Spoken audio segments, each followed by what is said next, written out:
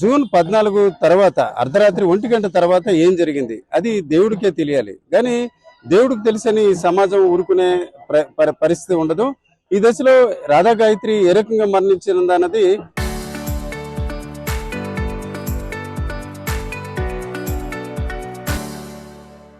దేవుడి కంటే post mortem నివేదికలో వెల్లడవుతుంది. అయితే ఈరోజు చూసుకుంటే రాధా గాయత్రి భర్తకు సంబంధించిన కుటుంబ సభ్యులు కొంత ఇబ్బంది పడుతున్న పరిస్థితి. ఈ దశలో మనం మాట్లాడించడానికి కొంత ఇబ్బందే, కానీ తప్పని పరిస్థితిలో ఆయన తండ్రి దుర్గాప్రసాద్తో మనం మాట్లాడుతున్నాం.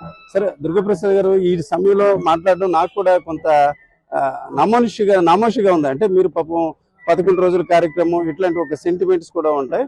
ఇట్లాంటి పరిస్థితి వస్తుందని ఎప్పుడైనా మీరు అనుకున్నారా? ఎక్స్పెక్ట్ చేయలేదు.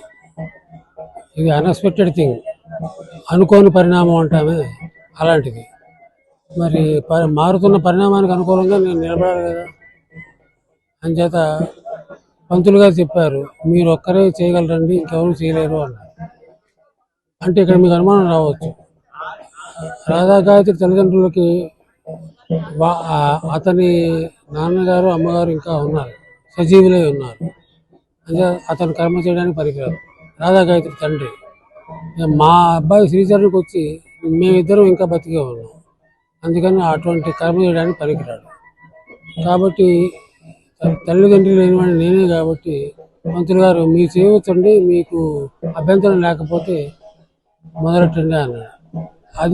అదే ఆర్డర్తో నేను క్రిమేషన్ చేశాను. ఇప్పుడు 10వ రోజు ధర్మోదకాలు ఇవ్వాలి, 10వ రోజు ధర్మోదకాలు ఇస్తాం. ఇది మీరు చెప్పిన. సరే, ఎట్లా ఉండేది రాధా గాయత్రి అంటే? బానే ఉంటది, బట్ ఒక మనిషి, ఇంట్లో మనిషి కొంత దూరం అయిన వెంటనే పాత జ్ఞాపకాలు గుర్తొస్తాయి. ఆమెతో ఉన్న జ్ఞాపకం ఎలా ఉండేది సార్? కోడలు వాళ్ళు, మీ కుటుంబ సభ్యులు ఎవరైతే సుధాకర్ మిమ్మల్ని కూతురులాగా చూసుకునేవారా మీరు అనేసి అంటున్నారు? ఆల్మోస్ట్ అంతే కదా. ఇప్పుడు నాకు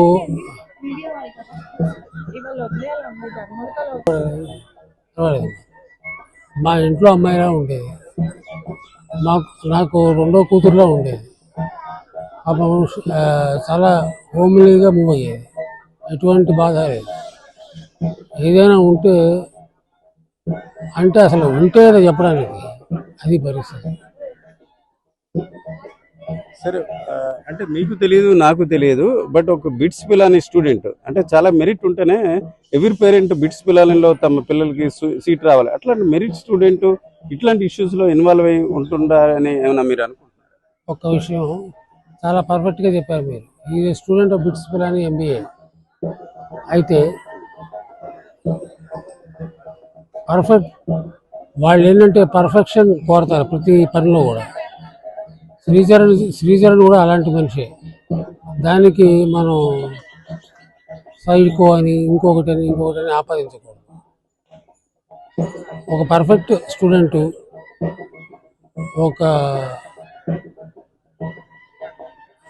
is more loyal to the disease. ఎలా ఉందంటే, ఏదైనా ప్రాబ్లం వస్తే వాళ్ళ బాబాయ్ గారికి పూనాలో తను వర్క్ చేస్తాడు.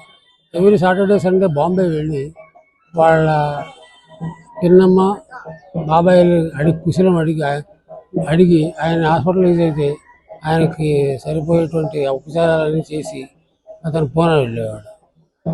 This is nature. దాన్ని బట్టి మీరు అర్థం చేసుకుంటావు అతను ఎలాంటి వాడు అనడానికి నాకైతే ఎటువంటి డౌట్ లేదు. సరే, ఇప్పుడు ఏం జరిగి ఉండొచ్చు సార్? అంటే నేనే అన్నాను, మనకు తెలియదు, దేవుడికి తెలియాలి, అన్నిటికంటే మించి పోస్ట్ మార్టం నివేదిక. మీరు కూడా పోస్ట్ మార్టం నివేదిక మీద హోప్ పెట్టుకున్నారా? 100% దాని మీదే. ఎందుకంటే పోస్ట్ మార్టం రిపోర్ట్ రావాలా, ఇన్వెస్టిగేషన్ రిపోర్ట్ రావాలా, తర్వాత అది కోర్టుకు పోతుంది, కోర్టులో దాని గురించి ఫైనలైజ్ చేస్తారు. అప్పటిదాకా మనం వెయిట్ చేయక తప్పదు కదా. ఎవరైనా, మీరైనా నేనైనా అదే పరిస్థితి.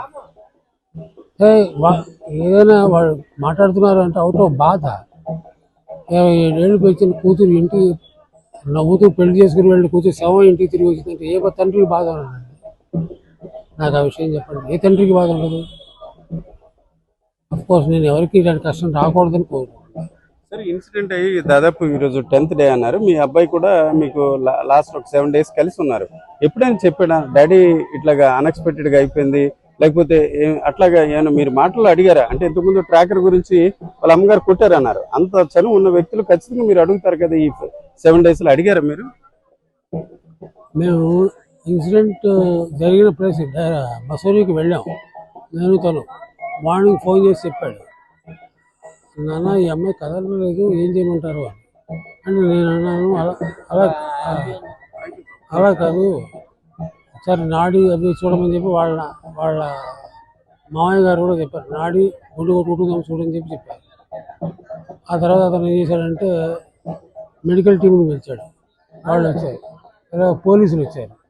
పోలీసులు వచ్చిన తర్వాత మెడికల్ టీం డిక్లేర్ చేశాక ఇంకా పోలీసులు రాగారు కదా. కరెక్ట్గా మేము వాళ్ళు తీసుకెళ్తున్న టైంలో వచ్చాం. వెళ్ళాం వెళ్ళిన తర్వాత కాసేపు అక్కడ ఉంటే వాళ్ళు దీనికి సంబంధించిన పోస్ట్ మార్టం అంతా కింద కరోనా హాస్పిటల్లో జరుగుతుంది. కరోనా హాస్పిటల్లో కరోనేషన్ దాని పేరు, కరోనేషన్ హాస్పిటల్లో జరుగుతుంది, మీరు అక్కడ ఉండండి, ఈ బాడీ వల్ల అంబులెన్స్ వస్తుంది అన్నారు. తీసుకొచ్చారు. అక్కడ పోస్ట్ మార్టం చేసే టైంకి వాళ్ళ తండ్రి, వాళ్ళ బాబాయ్ గారు, వాళ్ళ పెదనాన్నగారు ఎవరు ముగ్గురు వచ్చి అయితే వాళ్ళకి చెప్పారు, రేపు 10 గంటల తర్వాత మనం ఏమైనా డీల్ చేయగలమండి మ్యాటర్ అంటే, ఆ రోజు రాత్రి ఇంకా పడుకొని నెక్స్ట్ డే మేము కరోనా హాస్పిటల్కి వెళ్తే వాళ్ళు పోస్ట్ మార్టం చేస్తూ వాళ్ళు ఏం చెప్పారంటే పర్మిషన్ ఇచ్చారు. వాళ్ళు ఏం చెప్తున్నారంటే there is no stabbing incident ఏమీ లేదు అని చెప్పారు. అంటే ఫోరెన్సిక్ కూడా ముందు కనుక చూస్తారు కదా, there is no stabbing incident on the body, stabbing marks కానీ ఏమీ లేవు. ఒకటి. రెండోది, ఇది ఆకస్మిక మరణమా, ఆకస్మికంగా అకాల మరణమా, దీని వెనుక శ్రీచరణ్ హ్యాండ్ ఉందా లేకపోతే ఇంకేమైనా ఉందా అనేది పోస్ట్ మార్టం పూర్తి అయ్యాక కానీ చెప్పలేమన్నారు. సరే, వాళ్ళ డ్యూటీలో ఉన్నారు, మేము బయట ఉన్నాం. పోస్ట్ మార్టం అయిన తర్వాత బయటికి వచ్చి medical team they told to SSH station house officer అతనికి చెప్పారు. చెప్పిన తర్వాత అతను ఏం చేశాడంటే బాడీని అక్కడి నుంచి ఇక్కడికి ట్రాన్స్పోర్ట్ చేయడానికి క్లియరెన్స్ ఇచ్చాడు. ఏదైనా అన్వాంటెడ్ ఇన్సిడెంట్ జరిగితే డైరెక్ట్ పోలీసులు అంత డేర్గా ట్రాన్స్పోర్ట్ చేయవచ్చు, ఇతను కూడా ఇండియా అంతా తిరగచ్చు కానీ అబ్రాడ్ వెళ్ళకూడదని చెప్పారు. పోలీసులు అలా ఏం చెప్పారు, వెళ్ళండి, మీరు హ్యాపీగా క్రియాకరం 10 రోజులు చేయాల్సిన ఉంటాయి కదా, మీకు రిచువల్స్ అవి చేసుకొని హ్యాపీగా రండి అని చెప్పి పోలీసులు చెప్పారు. ఏదైనా ఇన్సిడెంట్ పలటితే అంటే కొంచెం భిన్నంగా ఉంటే పోలీసులు అలా క్లియరెన్స్ ఇవ్వరు కదా. ఏమైనా ముందు ఈ విషయం తేల్చి కానీ వెళ్ళడానికి వీల్లేదని వాళ్ళు అక్కడే డిటైన్ చేసేవాళ్ళు కదా జనరల్గా ఆలోచిస్తే. దుర్గాప్రసాద్ గారు, మీకు పాపం ఇబ్బందికరం. ఆఖరిగా నేను అడిగేది, శ్రీచరణ్ కనిపించట్లేదు, పరారయ్యారు అని అంటున్నారు. అట్లాంటిది ఏమైనా ఉందా? శ్రీచరణ్ ప్రస్తుతం ఎక్కడున్నారు సార్? నెక్స్ట్ స్టెప్ ఎట్లా తీసుకుందాం అనుకున్నారు మీ ఫ్యామిలీ పరంగా?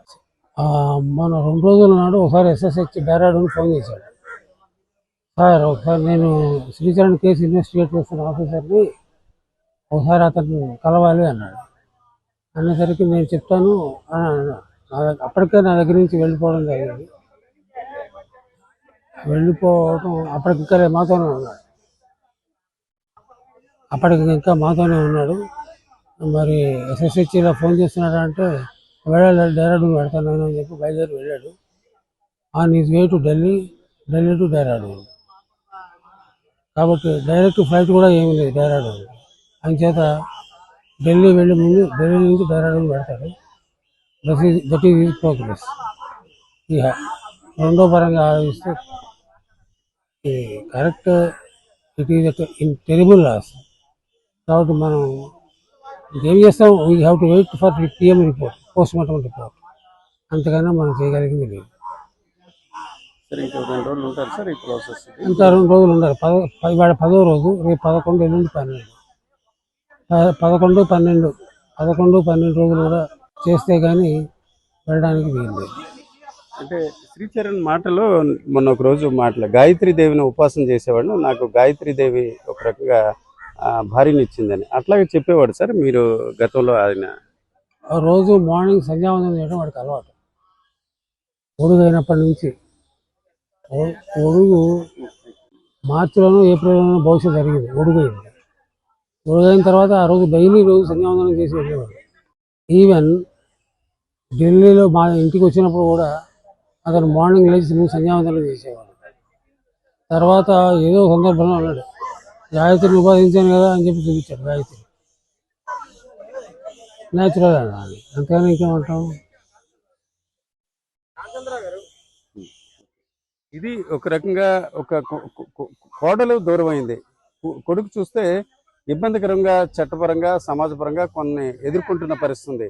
ఈ దశలో ఖచ్చితంగా తన కుటుంబం నిజాయితీ అన్నిటికంటే మించి అక్కడ జరిగిన ఘటనలో ఎలాంటి అనుమానాలు అంతగా లేవు. నిజానికి అనుమానాలు ఉంటే ఆ రోజు ఫోరెన్సిక్ సిబ్బంది కావచ్చు, లేక మెడికల్ సిబ్బంది బాడీని షిఫ్ట్ చేయడానికి అడ్డుపడే పరిస్థితి ఉంది. ఈరోజు చూసుకుంటే శ్రీచరణ్ అన్ని రకాల పరిస్థితులు ఎదుర్కోవడానికే ఈరోజు ముస్సోరీ వెళ్ళారు. ఖచ్చితంగా ఏం నిజం ఉంది అన్న విషయం పోస్ట్ మార్టం నివేదికలో వెల్లడవుతుందని దుర్గాప్రసాద్ గారు చెప్తున్నారు. కెమెరా పర్సన్ తిరుపతితో రామచంద్రరావు, RTV, విశాఖపట్నం.